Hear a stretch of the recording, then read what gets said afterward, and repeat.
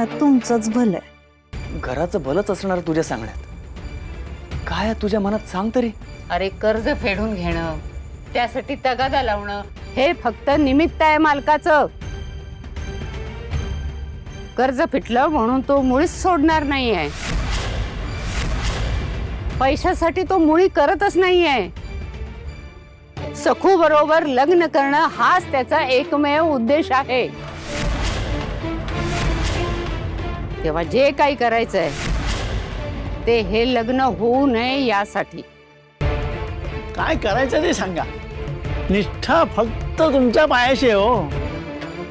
शिवाप्पाकडून कर्जफेड होण्याच्या आत आपण चुपचाप सखूसाठी स्थळ शोधायचं. हा? सखूचा नवरा कसा बी असो, त्याला व्यंग असो किंवा नसो, त्याचं वय किती बी असो, काय बी असो, पण कर्जफेडीच्या मुदतीच्या आत सखूचं लग्न जमलंच पाहिजे. कर्जफेडीच्या आधीच सखूसाठी स्थळ बघायचं आणि तिचं लग्न लावून टाकायचं. उत्तम मिळेल तिला स्थळ. तशी लग्नाची झालीच आहे ती. अण्णा मामा शोधेलच तिच्यासाठी स्थळ.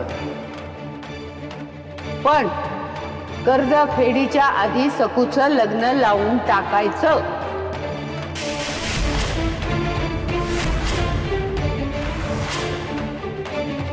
आप्पा